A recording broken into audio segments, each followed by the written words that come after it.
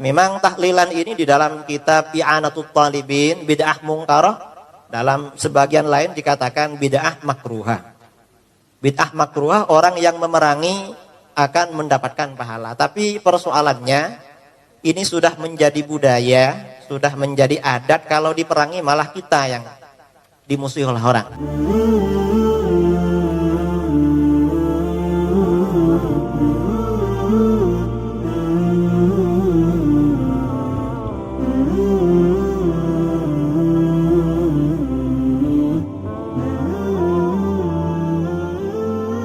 Padahal beliau berbicara nikmatil bid'ah di hadapan para sahabat. Lalu hadis ini diriwayatkan dalam Sahih Bukhari dan kitab-kitab lain. Beliau berbicara bukan dalam kapasitas sebagai dosen bahasa yang mengajarkan bahasa Arab, bukan.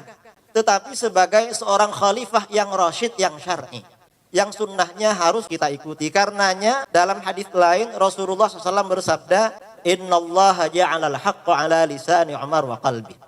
Sesungguhnya Allah menjadikan kebenaran melalui lidah Umar dan hatinya. Ini maksudnya al-haq asy-syar'i, kebenaran secara syar'i, bukan kebenaran secara lugawi. Kalau ni'matil bid'ah itu kita katakan bid'ah secara lugawi, ya berarti maksud Rasulullah itu kebenaran secara lugawi saja, bukan kebenaran syar'i. Padahal kan tidak seperti itu menurut pemahaman kami. Dan kami tidak memaksa ya Ustadz Zainal, Ustadz Firanda atau yang lain sama dengan kami. Karena seperti beliau katakan tadi, mungkin seorang anak yang bersaudara kembar saja bisa berbeda pendapat. Nah, kemudian juga saya kira pandangan ulama Syafi'iyah ini sangat banyak masalah bid'ah itu. Kemudian tadi dari Ustadz Zainal Abidin membicarakan masalah tahlilan. Padahal ini nanti ada sesi khusus ya tentang tahlilan.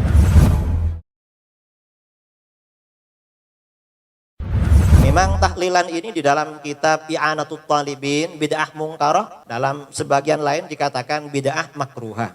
Bid'ah makruhah orang yang memerangi akan mendapatkan pahala. Tapi persoalannya ini sudah menjadi budaya, sudah menjadi adat, kalau diperangi malah kita yang dimusuhi oleh orang. Padahal kata para ulama, di dalam ada seorang ulama dari mazhab Hambali, ada kitab namanya Al-Adabus Syar'iyyah wal Minahul Mar'iyyah, karangannya Ibnu Muflih Al-Maqdisi. Beliau muridnya Syekh Ibnu Taimiyah. Kitab ini diterbitkan oleh pemerintahan Saudi Arabia. Beliau mengatakan la yambaghil khuruj min adatin nas illa fil haram. Tidak sebaiknya keluar dari adat masyarakat selama tidak haram.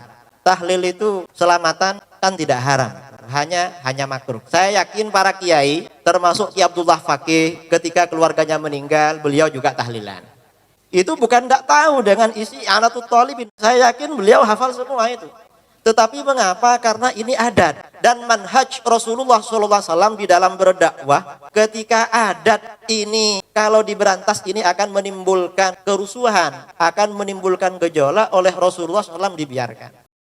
Mungkin bisa dibaca dalam kitab Al-Adabus Syar'iyyah. Karena waktu sudah habis, maka saya kembalikan. Mungkin nanti khusus tahlilan kita bicarakan dalam diskusi tentang tahlilan. Waktu dikembalikan kepada moderator. Kurang lebihnya mohon maaf. Assalamualaikum warahmatullahi wabarakatuh.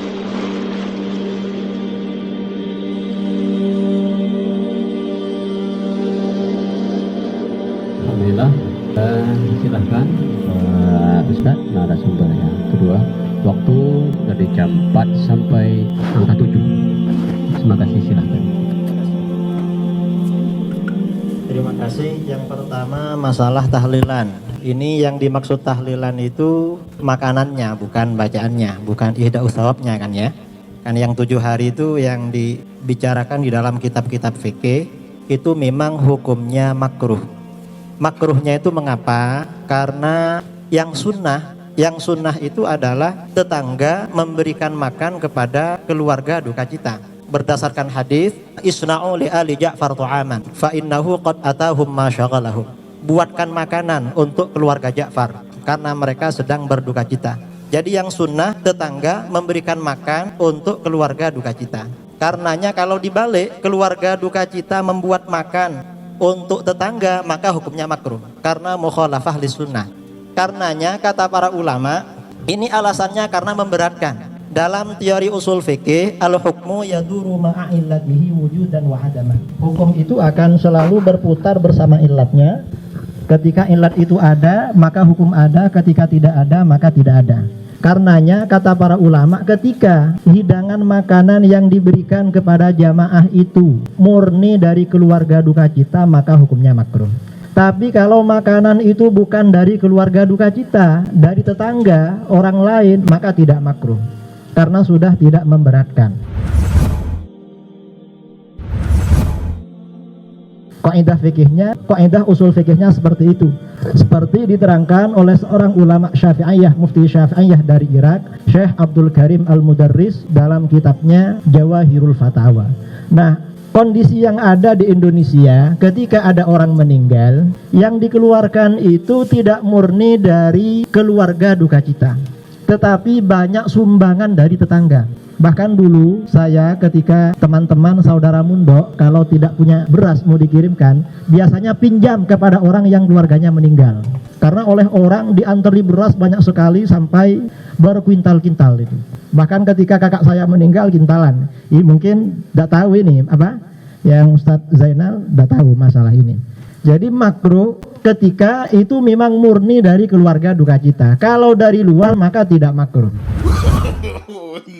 No.